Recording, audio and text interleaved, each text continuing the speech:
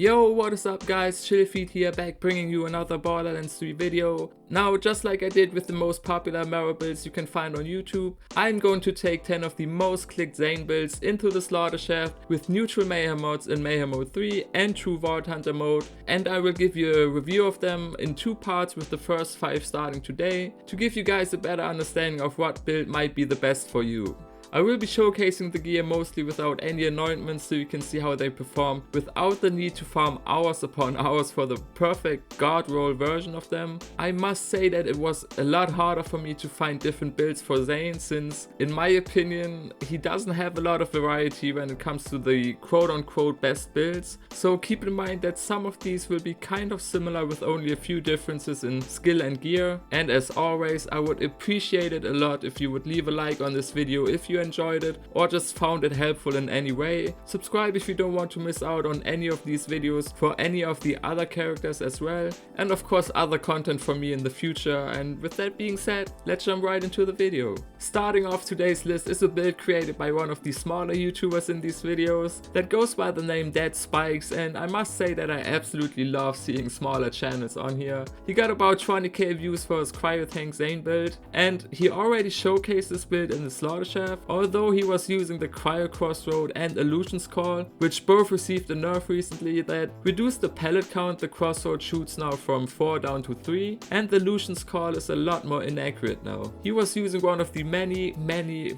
barrier and sentinel combination for Zane, and this is one of the many builds which makes Zane one of the most fun characters to play with, at least in my personal opinion. Even though I don't like some of the choices he made with his skills and gear to make this, again in my opinion, one of the weaker Cryo builds for Zane, he did mention that there's a lot of leadway when it comes to the gear he was using, so maybe it just comes down to personal preference. It's still a fun build to use, which might just be the right build for you, so definitely check out his channel that I will link down in my pinned comment and description, as well as links to all the other creators of these builds.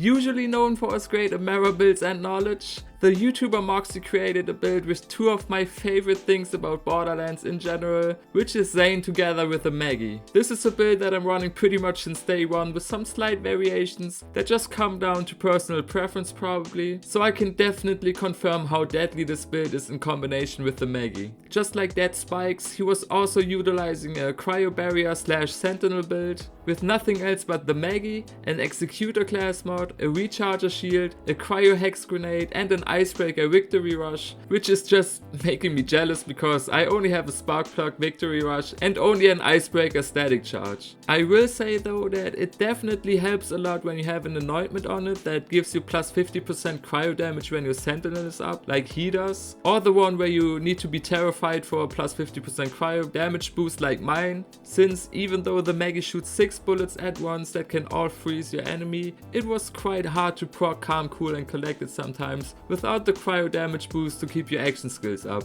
I'm also not the biggest fan of other shields than the Rough Rider on the Slaughter Shaft for Calm, Cool, Collected builds, since there's just one more thing to worry about when you have to keep your shields at 100% and your health too. Other than that, definitely one of my favorite builds in the entire game.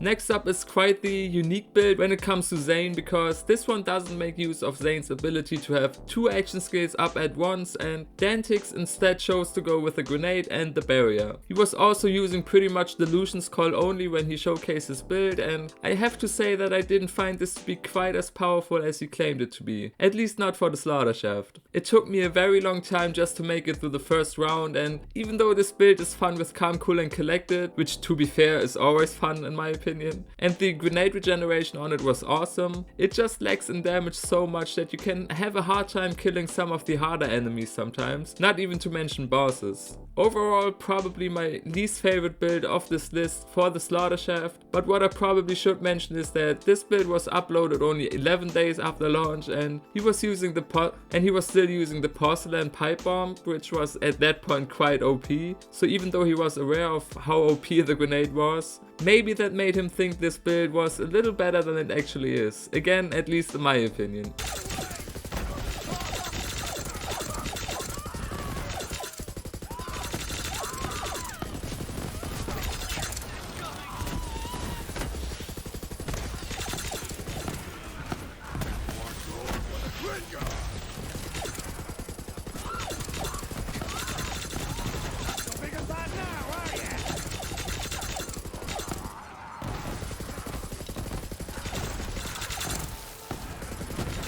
Okay, I know that DPJ did title this kind of like a boss killing build only, and also only showed off gameplay where he's killing bosses. But whenever you put best Zane damage build and max DPS in your title, you get me very curious for these videos about how well they will perform in the Slaughter Shaft and how much damage they actually do. He also claimed that this build was the best damage he had seen up until this point, and to be honest, I was actually surprised by how much damage it did, and I'm not too sure whether this was because of the Nighthawkin, the fact that I used a Victory Rush artifact instead of a launch pad, or because of the build itself, because when I switched to anything other than the Nighthawkin, which is a great weapon in and of itself, I was lacking the damage a little with other weapons. To be clear, I'm not trying to downplay this build in any way, I'm just describing my experience after testing so many builds with the best damage and max DPS that maybe I'm also not even sure anymore which one does more damage overall, but I don't really think this is the one, even though this is so popular with over 100,000 views. What was to be expected as well was the lack of survivability, but you can't really blame him since this build was created with only damage in mind, but just stating the facts here. Maybe you still want to give it a shot since, like I said, it did put out some good damage with the Nighthawkin, so don't forget to check the description or my pinned comment for that. The more fun it is to shoot him in the friggin' face.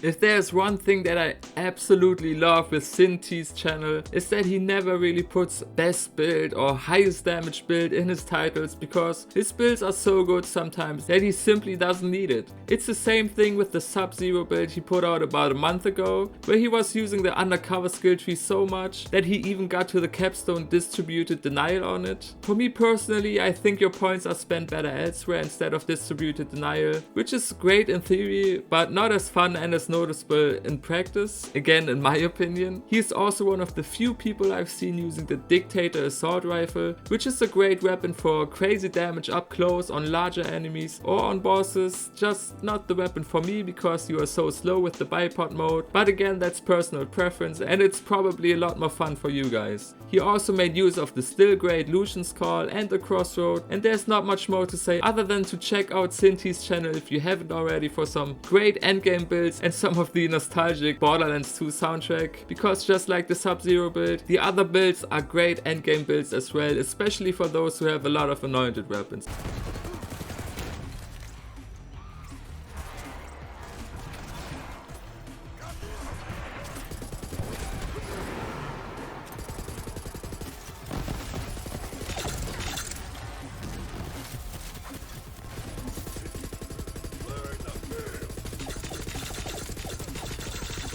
that was it again for me today. I don't have work tomorrow, so part 2 is coming up in about 24 hours from now. Don't forget to subscribe if you don't want to miss out on part 2 and the Flag and Mouse videos. I have a lot more stuff planned in the future, and thanks to you guys it's not that far away anymore that I can do this full time for a lot more frequent content. Make sure to support me if you want to by just giving this video a like, and thank every one of you who is already supporting me. I love every one of you for making this experience a lot more enjoyable for me than it already is. Thank you, and I see you guys tomorrow.